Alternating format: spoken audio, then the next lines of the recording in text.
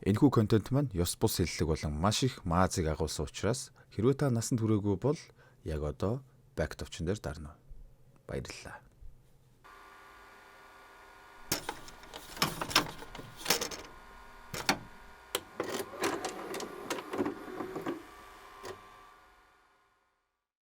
За ямар тач ажил хэвэл уустал, давс хэвэл дуустал гэж тийм ээ.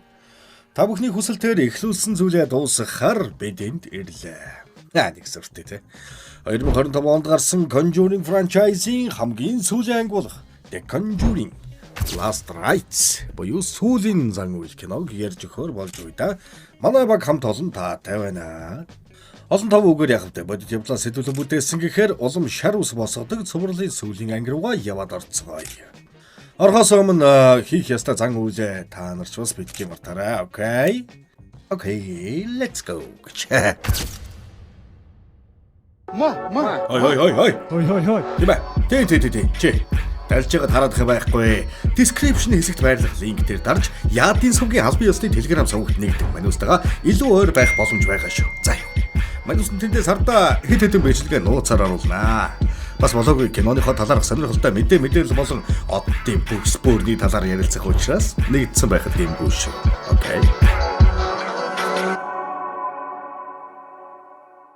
Кино маань 1964 онд 38 нас дөнгөж хүргэж яваа залуухан Warren гэр бүл буюу Эд Лорен хоёрын нэгэн хачин жигтэй бузар ёрын газарт ирэн мэдүүлэг авч буйгаар эхэлж байгаа юм. Энд ямар ацсан болсон бэ гэхээр хуучны эдлэл зардаг өвгөн муу ёрын зүйлс мэдэрч бүр хоолойг нь сонссноо охиндоо хэлсэн байдагч охин нь аавыгаа зөнж байна хэмээн бодоод тоохгүй орхигч нэгэн өглөө аав нь хоолоогоо боогоод үхчихсэн байдалтай олдсон бөгөөд энэ явдлаас хойш охинд нь ч мөн адил элдэг балаа юмс мэдрэгдэж эхэлж л дээ. Зойрын өрөөнд нь байх тол тэрнийг яг л өөрлөгөө дуудаж буй мэт мэдрэгддэг байсан гэж. Лорен гэж нэг юм тогоо шиг цүлгэр хэдтэй байж юунч хоббитэй юм блэ. Зойрын өрөөр нь явж орж л байдаг. Тэр зойр нь харваас сүнс чөтгөр мэдэрдэг бүхэл ямар ч шүтлэггүй цэвэр шинжлэх ухаанд итгэдэг юунаас ч айдгүй би хүртэл орсон ч ордоо тавин ямаа шиг чарламар тийм жихүүдэстэй өөрөө байгаа байхгүй юу. Лореныг ордож ирвүүгүй юу ажиллаж байсан хэдэн 10 цаг нь бүгд зогсож нэг ясандаа угтаж аваад байгаа юм шиг. Тэгэл чихэнд нь Лорен гэж нэрийг нь шивнэх сонсогдсон эргэж хараад тогсон давыг хуу таttал нэлээд эртний гэмээр нэг тож байж байна. Лорен ч сэтгцэн өвчтөе хүн шиг толтой ярилцаал намайг Лорен Warren гэдгээ хөө. Чам тослохоор ирлээ. Гэх үед ард нь өвгний дүүжлэгдсэн хөл унжаад ороод ирэндээ. Лорен угаасаа элдв юм мэдэрдэг тул яалтчгүй 3 дахь ертөнцид гацчихсан нэлээд догширсан тэрнг мэдэрч тол руу нь явж орох гэсэн юм уу яасын толинд хүртэл тас хийтэл хагарч толин тусгалд үхээрийн болчихсон өөрийнх нь дур үзэгдэн хэвлийд байх хүүхдэд нь нөлөөлгүй яав гэмээр өвдөлт мэдэрч хаа байсан төрөх болоогүй байсан Лорен эмнэлэгт яаралтай хүргэхтэндээ. Лорен ч өвдөлтийнхөө хажуугаар ямар нэгэн буруу байгаад байна. Би мэдэрч байна гэсээр төрөх орон дээр гарч дүүлж гарна. Чихэнд нь эвгүй чимээ сонсогдож нүдэнд нь ад зэтгэр үзэгдэн тог мог нь тасраад нөхцөл байдал нэлээд эвгүдж байх үед Эд хаалга цөм шааж орж ирэн сэтгэлийн дэм өгнө. Ядаж байхад хүүн хүүхдийг нь үзүүг ороочсон бүтэж өгөх гээд байдаг. Алтан гарт эмчнэр ноцолцлоор охиныг нь их барьж авдагч тэр өрөөнд ямар ч хүүхдийн уйлах чимээ гарсангүй. Охин нь дөнгөж төрөөд аав ээжигээ орхин одсон байхын тэр. Лорен охиноо тэрсэн чихтэй завсар цайгүй бурхандаа залбирсан бурхад нь сонсвоо гэлтэй охин ихтэл хідээ иргэн ирж буйгаа зарлан олон зуун уйлалтынхаа ихнийхийг хийнэ. Тэд охиндоо Жуди хэмээн нэр хайрлан охин ч 9 мэнд аз жаргалтайгаар өсөж торнж байлаа. Гэвч охин энгийн байсангүй. Ээжийнх нь муу зүйлс мэдэрдэг, хардаг чадвар гэхүү, авьяас гэхүү тэр зүйл нь охинд нь удамшсан байдаг.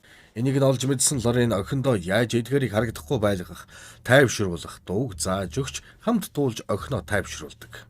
Киноны маань үйл явдал 1986 он буюу Жуди охины 22 нас хүрч буй цаг хугацаа руу шилжин Смординх гэх гэр бүл Пенсильванид байрлах байшинд нүүж орж буйгаар эхлэнэ.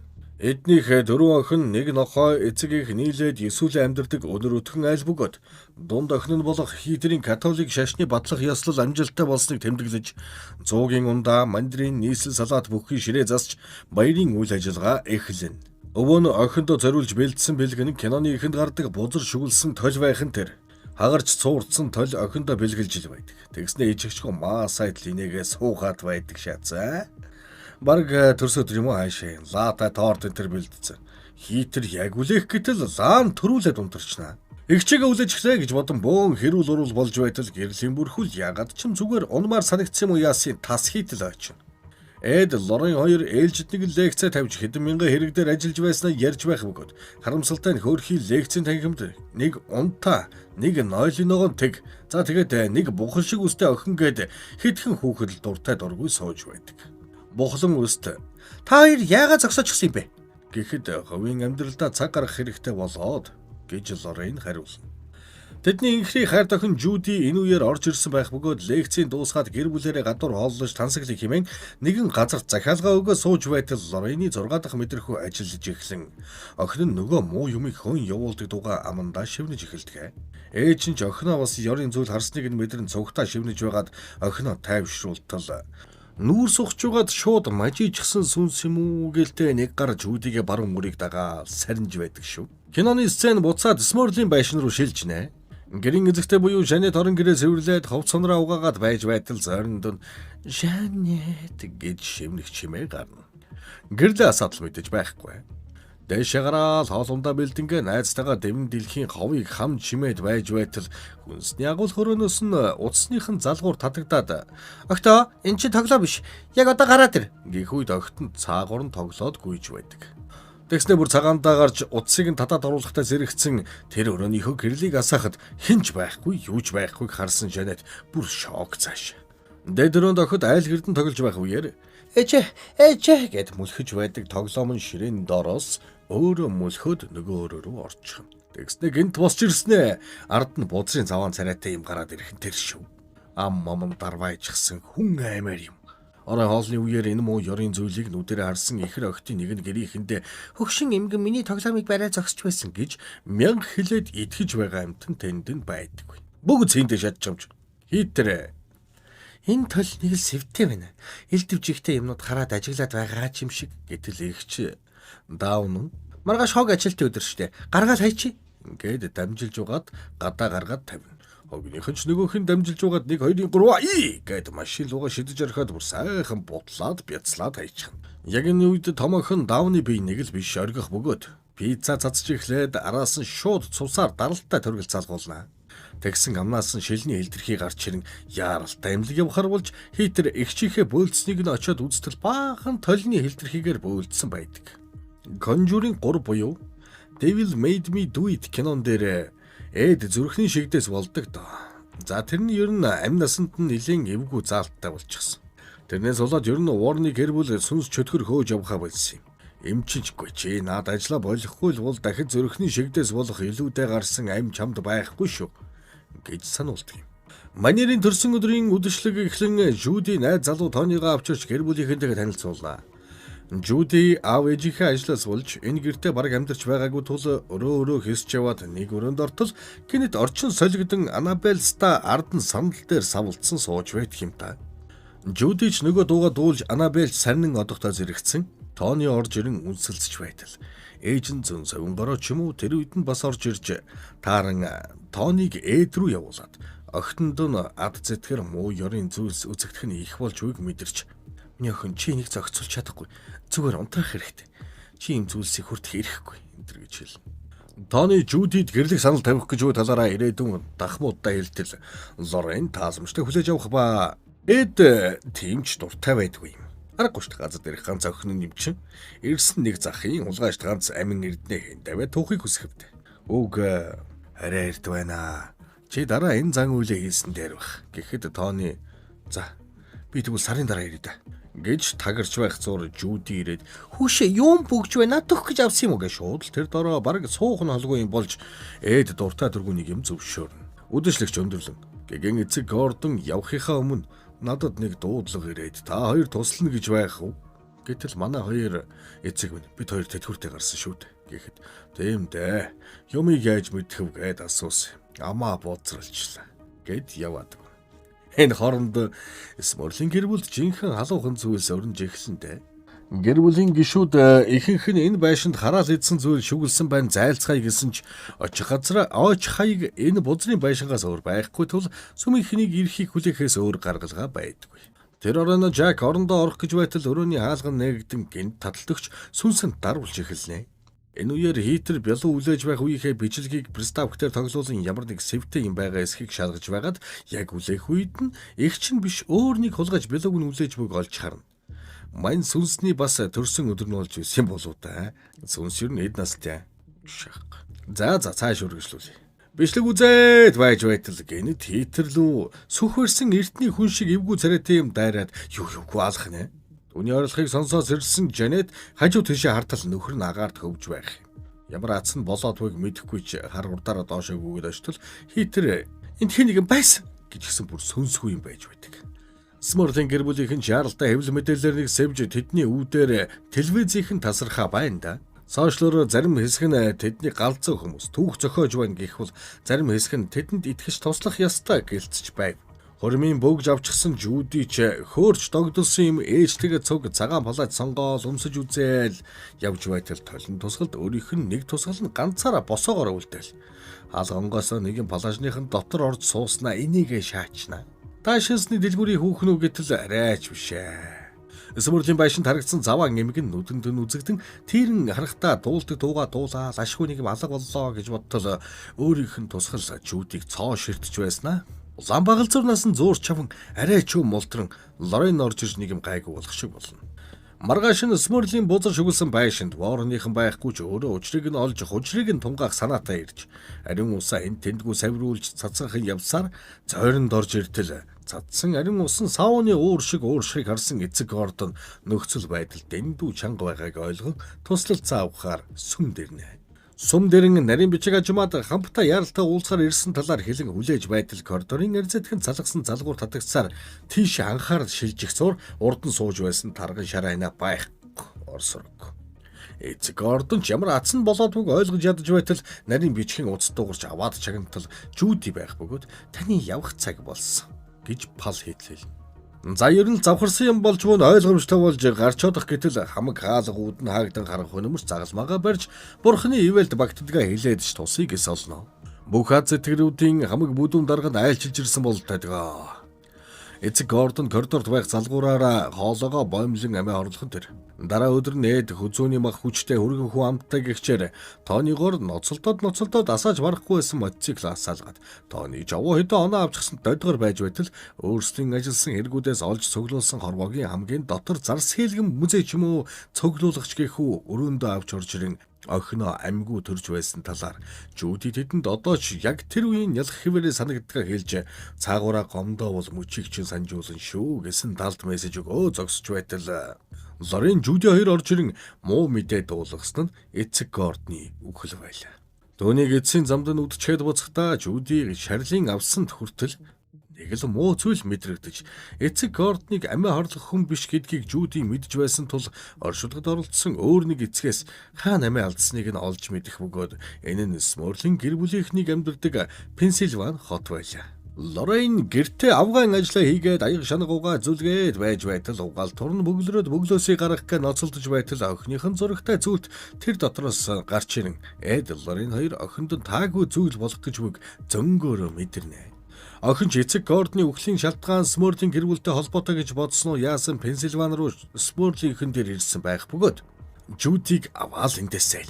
Ажлаа хогт хийхгүй шүү гэж ярьж тохирон үүдэр нь яваад ортол Лорен маш хүчтэй далдыг хүч мэдэрч эхэлнэ. Гэхдээ гол зорилго нь бол охиноо 9 минут олж аваад тонлон одох тул явцгаая гэд гарах гэтэл Жуди би явахгүй. Бид тулаанаас цогтох гэж юу? Бацаан байхдаа та хоёрыг яагаад чадах бүхнээ танихгүй хүмүүс зориулаад намайг орхиж явдаг байсныг ойлгодгүй байсан. Нэг нөгөө хэлэхэд одоо ч ойлгохгүй л байна. Гэхдээ бид энд бүгд байна. Тэдэнд бидний тусламж хэрэгтэй гэж сэтгэлийн чавхцын дайн гэд хөндөн гэр бүлээрээ ёрын хулгайштай нэгийг үзэхэр шийдэнтэй. Ямар тач Лорен ч Жуди штэр буруу зүйл болж үг зөнгөөр мэдэрцгээв. Дээд давхраас нэг зүйл сонсогдох шиг болж Жуди цуг гарч шалгахыг хүссэн ч Лорен мэдээж no чи надад амлсан гэд ганцаараа дэшээ гам. Жанет Жак хоёрын унтлагын өрөөнд явж орон доогуур нь шагаатал Нөгөө зэдгэр бүр цайц. Гэгэн цагаан өдөр үзэгдээд алга болно.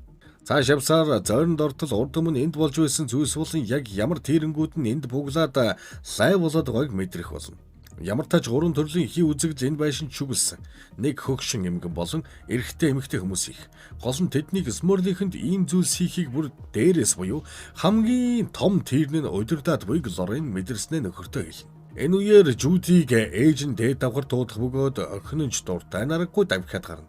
Мэдээж энэ бол ээж нь биш. Нөгөө л тэрнгийн хийж байгаа ажил л та. Дээврийн хүн дээр гардаг шатаар авирч ороод явж угаад нөгөө хараал идэж чөтгөр шүглсэн толийг олж харна. Энэ толны ард байх тэр зөвлөл энэ нарийн төлөвлөгөөг боловсруулж Эд Лорен тэр бүхэл Жүүдийг энд ирүүлэхийн тулд эцэг кордонгоор туг тагсан нь энэ. Жүүдийг гэрлээ тусхан эргэн тойрно хартал. Намайг сонссноо гэх бичгтээ хажуугаар нь хүүхэд ч юм уу юу юм гүйлдэх мэдрэгдэн тэндээс өтөр төргөн гартал хажуугийн өрөөнөөс Сморли охтын нэг нь Жүүдийг дуудаад яваад ортол Анабел дальжигаа сууж байх нь тэр. Энэ яг юу болоод байна аа? Сүнс чөтгөрүүдийн бүх одын тоглолт юм уу? Тэгснээ л гинт хөдлөн босч ирсэн айл. Бүр мангар том 2 метр шарвжамц хаас өндөр болж хөвөрсөн аал. Жүүдитэй хөөцөлдөж тоглоо шаанда. Жүүди зүгцаар шатны уруу унаж энэ чимээнэр Эд Лорен хоёр хурчирэн охин Дэврийн өрөөнд нэг зүйл байна гэж хэлснээр явж орон охиноо гидсэнд байх үед буюу хамгийн анхны маш хүчтэй мэдэрсэн далд хүч нь тэднийг энд авч ирсэнг ойлгоно. Энэ удаагийнх өмнөх хэрэгүүдээс шал өөр илүү хүчтэй нэлээд үзээтэй ажиллагаа болох нь тодорхой болно. Эд Лорен хоёр энэ толийг эндээс авч явж өөрсдийн үнэт цуглуулган дунд аваачихыг илүүд үзэн Жак Тони хоёртой дамжлан машинд ачаар болох бөгөөд энэ үед Жүүдигийн бие нүвдэж халуурж бүлээрч эхэлдэг. Толийг бүтээгээд л юу ч болж байсан Бэлийг тайлж болохгүй, толинд хүрч болохгүй гэж сануулсан дамжилсан шааж байтал ороосон олсон өөрөө тайлгдаал улсан бүр даахын эцгөө болтлоо хүндэр сайрл байлаа. Тэгснээл бүтээсэн бүтээлг нь хуу татагдан сандарсан Жак битгийхар гэсээр байтал тойл руу харан тусгалд нь тэдний дээр чөтгөр шулам аль нь юм бүү мэд зүйл үзэгдэн Жак сандарч орилж чарлан шатны уруунаад Эд яаж ганцаараа толийг даахвт. Доош алдаад Жакийн хөл дээр толийг унгаж орхино. Тооны машины арай чуу асааж аваад хар хурдаараа давхиж явтал замд нь өнөө заваан эмгэн гарч ирэн лай болж Тооны замаас гарч зогсноо. Толийг эндээс авч явахыг л зөвшөөрөхгүй байгаа царин юм л да ерөөс. Лорен төр гарч яваад буцсан өрөөнд ортол охин байхгүй. Болонд нөгөө дууга амандаа бувтнаа сууж байна. Гэхдээ нэг л биш. Ам амраас нь цуснаж идэвэр баг гойчсон дуулж дуулснаа нэг заваа хоолоогоор битчүүдийг буцааж авч явах энэ мөчийг маш удаан хүлээсэн. Гиснээ тарзаа шиг дөрвөн хөллөн гүйж ирснээр Лореныг цойрлоод хүлхэн хаалгыг нь цойрлоо айчнаа. Жүүдигийн биед нөгөө хүчтэй чөтгөр хэдийн оршиж эхэлсэн байх бөгөөд нохоо мохоог нь хан цаваад ёстоныг самарч эхэлнэ дээ. Эд гүйж ирээл миний охин аав нь намайг сонсож байгааг чи аав нь мэдэрч ийн гээл хэлж дуусаагүй байтал зүрхний шигдээс дахиж болвол хадан гэрте очих заалттай Эдийн цээжинд хүчтэй зохин манерийн биеийн байдал нэлээд эвгүүтэндээ. Жүүди тэнд байх бусад хүмүүсийг нохоо хусж байгаа чинээ тоолгүй Дэврийн өрөөрөө алгасаар харин зойрон түгжигсэн Лореныг сэрэх үед сүх барьсан рок хамтлагийн дуучин шиг үстэй нөхөр өөдөөс нь орж ирэн сэжгийнэн араас нь элдэн хөөж гарнаа. Рок дуучин шиг чөтгөр сүхэ далаагаад яг голоор нь хуваах гэж байх үед Тооны гаднаас орж ирэн нэг юм аврагдаж байх шиг байгаа юм. Энэ үед зүрх нь эвгүүцсэн Эд арай чүү унгаасан эмэн дундаасаа нэгийг олж өмгөн Лорен Тооны хоёрч орж ирээд энэ далдын хүч зөвхөн Жүүдийг л хүсээд байгааг мэдснээ хэлж Смор техник бүгдийг гадаа гарган сүүлийн босст нэгийг үзэж нэг хий дээлээ уралцахаар болно. Тэднийг Дэврийн өрөөр нь яваад ортол Жүүди олсоор боомлуулсан юу юугүй амьсгал хураах дээрээ тулчихсан. Тооны Эд хоёр арай гэж нэг юм олсыг нь таслан хамтдаа доод давхарлуу цөмөрч уннаа. Тэр даруй охиноо шалгатал зүрхний цохилт нь алга болж байгааг мэдэн Эд чамаг чадлаараа хиймэл зүрхний цохилт үүсгэх гээд сүүлдээ амьсгаан давчтан нөгөө зүрхэнд нь ачаалларж Тооны үргэлжлүүлэн дарж эхэлнэ. Гурван толгой мөрний булчингаа цожтол дарснаа эцэст нь Жүүди амьсгал орж харин тол агаар төөрөн эргэлдэж гарна да. Эд ч яран номоо шүүрч аваад шившлэг хийж эхэлтэл тол гэнт таг зогссноо. Шаланд зоогдсон Тооныгийн хөлний арьсыг зулга татан нааша бүр чичрээ дайрчин да. Эд ч мангар төв царайлжсан номоо уншиж байтал толин тусгалд өөрийнх нь дүрс бузар амаа хамих гэд загадснаа. Номонд нь гал авуулцж эхлэх үед Эд номоо толинд нааж шившлгээ үргэлжлүүлнэ. Жүүди харин ээжийнхээ зааж өгсөн галзуу ганц аргыг буюу нөгөө дууга амандаа шивнсээр мөлхөж яах учраа олохоо байна.